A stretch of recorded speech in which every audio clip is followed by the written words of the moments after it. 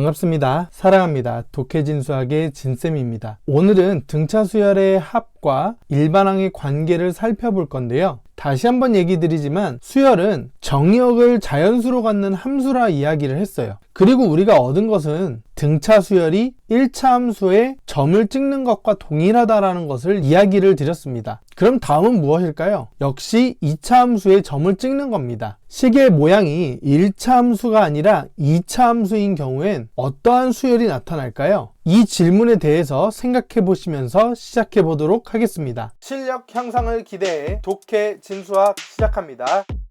자, 2차 함수는 우리가 대표적으로 n제곱을 생각해 보시면 될 것 같아요. 그러면 수열은 첫째 항은 1의 제곱, 두 번째 항은 2의 제곱, 세 번째 항은 3의 제곱, 이런 식으로 수열이 진행하겠죠. 이것을 어떻게 만들었을까요? 다음과 같이 제1항에서부터 n항까지의 합을 썸의 s를 가져와서 sn이라고 써보도록 하겠습니다. 이 sn이 n제곱이라고 생각해 보도록 할게요. 그러면 제1항부터 제-n항까지의 합을 n제곱이라고 하는 겁니다. 근데 우리가 항과 항 사이의 차이가 일정한지 아닌지를 판별해야 되잖아요. 그럼 이것도 한번 판별해 보도록 할게요. 항과 항 사이를 빼기 위해서 우리는 두 번째 항과 첫 번째 항을 빼셔야겠죠. 그러니까 S2에서 S1을 빼도록 하겠습니다. 그러면 S1은 첫째 항까지의 합, S2는 첫째 항과 두 번째 항까지의 합이죠. 따라서 S2에서 S1을 빼면 A2가 된다라는 걸 볼 수가 있겠네요. 다음 항은 세 번째 항에서 두 번째 항을 빼는 겁니다. 그러면 세 번째 항은 첫째 항, 둘째 항, 세 번째 항까지 더하는 거고 S2는 첫째 항, 둘째 항에 더하는 거니까 빼시면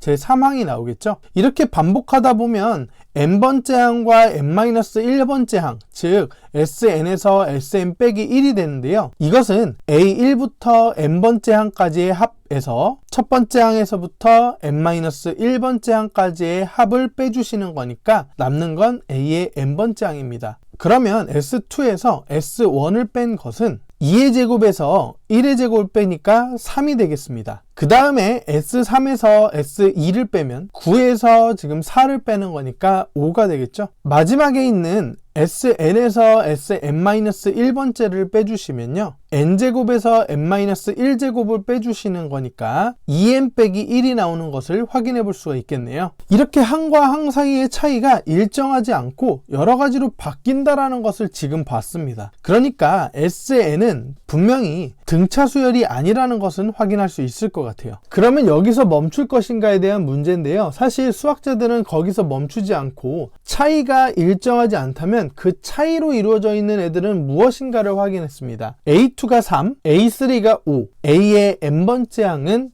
2n-1이라는 것을 확인했고요. n번째가 1차식으로 이루어져 있다는 것을 바라보니까 이 차이들이 그렇죠, 등차 수열이라는 것을 확인했습니다. 그럼 이제 다시 돌아가 볼게요. 우리는 등차 수열의 합을 했더니 2차식이 나왔다라는 겁니다. 따라서 결과적인 입장에서 정리를 좀 해보시면요, S2에서 S1을 뺐더니 A2, 물론 S1과 A1은 같습니다. 그리고 S3에서 S2를 뺐더니 그렇죠, 세 번째 항이 나와요. 이렇게 쭉 하다 보니까 SN에서 SN-1을 빼니까 A의 n번째 항이 나오는 거죠. 자, 이제 말을 붙여나가면 되는데요. 등차 수열의 합이 SN일 때 일반항을 구하는 방법은 무엇인가요? n번째 항을 찾아보세요. 바로 SN번째에서 SN-1번째를 빼시는 겁니다.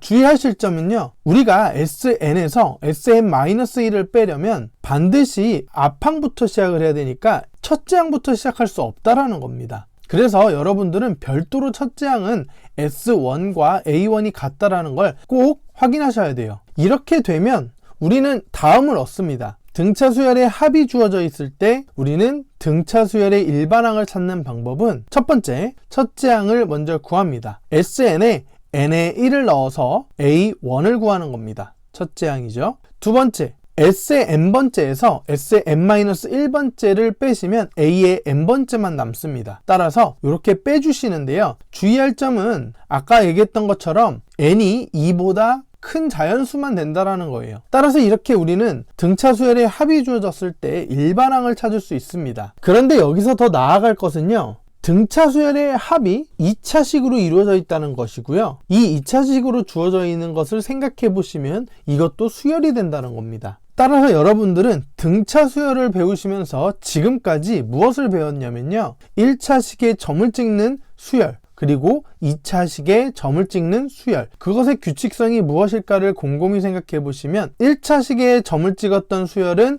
등차 수열, 2차식에 점을 찍었던 것은 등차 수열의 합으로 만들어져 있는 수열이라는 것을 기억하셔야 됩니다. 오늘은 등차 수열의 합이 주어졌을 때 일반항을 찾는 방법에 대해서 살펴봤습니다. 그리고 나서 그것이 결국 1차식, 2차식에 해당하는 수열이라는 것도 느낌을 가지길 바랍니다. 자연스럽게 등차 수열의 합 공식을 생각해 보시면 2차식이 되었다는 걸 한번 다시 체크해 보세요. 다음 시간에는 우리가 등차 수열을 마무리하고 등비 수열로 넘어가 보도록 하겠습니다. 감사합니다.